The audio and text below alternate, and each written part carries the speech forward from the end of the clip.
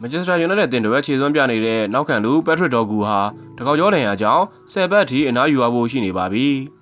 ။ဒေါ်ဂူဟာအာဆင်နယ်ကို3-2 နဲ့အနိုင်ရတဲ့ပွဲမှာယူနိုက်တက်ရဲ့ဒုတိယဂိုးကိုလှပတဲ့မြေမကျကန်ချက်နဲ့သွင်းယူခဲ့ပေမဲ့ပွဲပြီးကနေ7 မိနစ်လုံးမှာတကောက်ကျော်ဒဏ်ရာရရှိခဲ့တာကြောင့်လူစားလက်ခံခဲ့ရပါတယ်။ယူနိုက်တက်အသင်းဟာဒေါ်ဂူရဲ့ဒဏ်ရာကိုစမ်းသပ်စစ်ဆေးမှုပြုလုပ်နေစေဖြစ်ပေမဲ့နာမည်ကျော် The Athletic website ကတော့ဒေါ်ဂူဟာ7 ပတ်လောက်ထိအနားယူရဖို့ရှိတယ်လို့ဖော်ပြခဲ့ပါတယ်။အာဆင်နယ်နဲ့ပွဲပြီးမှာယူနိုက်တက်ယာယီနီးပြကာရစ်က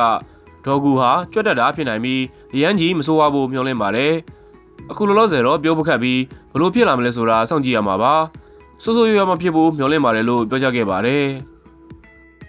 ဒါပေမဲ့အခုချိန်မှာတော့ဒေါ်ဂူဟာ10 ပတ်အထိအနားယူရမယ့်အခြေအနေနဲ့ရင်ဆိုင်နေရပြီးယူနိုက်တက်အသင်းရဲ့လာမယ့်ပွဲစဉ်10ပွဲကိုလွှဲချော်မဲ့အနေအထားဖြစ်နေပါပြီ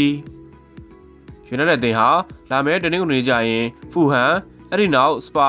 ဝက်ဆန်အေဗာတန်ခရစ္စတယ်ပဲလေစ်နယူကာဆယ်အက်စတွန်ဗီလာဘုံမောက်တို့နဲ့ကစားမှာဖြစ်ပြီးဒေါ်ဂူဟာအေပီလာ17ရက်ကျရင်လိစ်နဲ့ကစားမယ်အိမ်ဝင်ပွဲမှာပြန်ကစားနိုင်မှုရှိပါတယ်။အသက်22နှစ်အရွယ်ရှိပြီဖြစ်သူဒိမက်လေရွေးစဉ်ဒေါ်ဂူဟာပြီးခဲ့တဲ့နှစ်ကလက်ချီကနေယူနိုက်တက်ကိုပြောင်းရွှေ့ခဲ့ပြီးအမော်ရီလက်ထက်မှာပုံမှန်ခြေစွမ်းရဖို့ရုန်းကန်ခဲ့ရပေမဲ့အခုနောက်ပိုင်းပွဲတွေမှာပုံစံကောင်းပြသနေသလိုကာရီလက်ထက်2ပွဲမှာ2ပွဲစလုံးဂိုးသွင်းနိုင်ခဲ့ပါတယ်။